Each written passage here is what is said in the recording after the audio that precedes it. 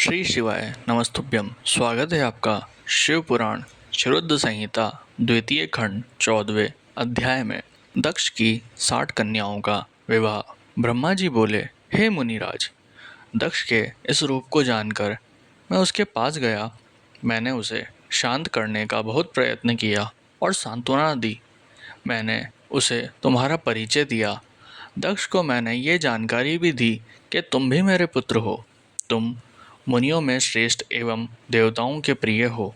तत्पश्चात प्रजापति दक्ष ने अपनी पत्नी से 60 सुंदर कन्याएं प्राप्त की। तब उनका धर्म आदि के साथ विवाह कर दिया। दक्ष ने अपनी 10 कन्याओं का विवाह धर्म से, 13 कन्याओं का ब्याह कश्यप मुनि से और 27 कन्याओं का विवाह चंद्रमा से कर दिया।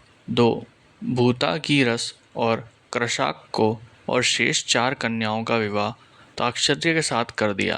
इन सबकी संतान से तीनों लोक भर गए। पुत्र पुत्रियों की उत्पत्ति के पश्चात प्रजापति दक्ष ने अपनी पत्नी सहित देवी जगदम्बा का ध्यान किया। देवी की बहुत स्तुति की। प्रजापति दक्ष की सप्तनिक स्तुति से देवी जगदम्बा ने प्रसन्न होकर दक्ष की पत्नी के गर्भ में जन्म लेने का निश्चय किया। उत्तम मुहूर्त देखकर दक्ष पत्नी ने गर्भ धारण किया। उस समय उनकी शोभा बढ़ गई। भगवती के निवास के प्रभाव से दक्ष पत्नी महामंगल रूपिणी हो गई। देवी को गर्भ में जानकर सभी देवी देवताओं ने जगदम्बा की स्तुति की। 9 महीने बीत जाने पर शुभ मुहूर्त में देवी भगवती का जन्म हुआ। उनका मुख दिव्य आभा से सुशोभित था। उनके जन्म के समय आकाश से फूलों की वर्षा होने लगी और मेघ जल बरसाने लगे। देवता आकाश में खड़े मांगलिक ध्वनि करने लगे। यज्ञ की बुझी हुई अग्नि पुनः जलने लगी। साक्षात जगदम्बा को प्रकट हुए देखकर दक्ष ने भक्ति भाव से उनकी स्तुति की।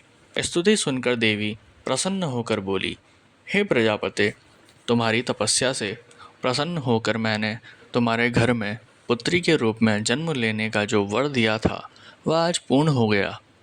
यह कहकर उन्होंने पुनः शिशु रूप धारण कर लिया तथा रोने लगी। उनका रोना सुनकर दासियां उन्हें चुप कराने हेतु वहां एकत्र हो गई।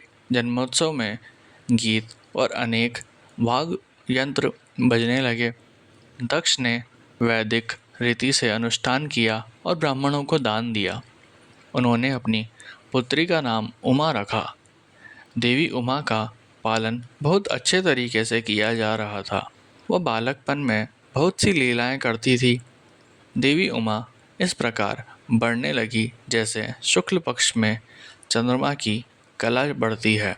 जब भी वह अपनी सखियों के साथ बैठती, वह भगवान शिव की मूर्ति को ही चित्रित करती थी। वह सदा प्रभु शिव के भजन गाती थी, उन्हीं का स्मरण करती और भगवान शिव की भक्ति में ही लीन रहती।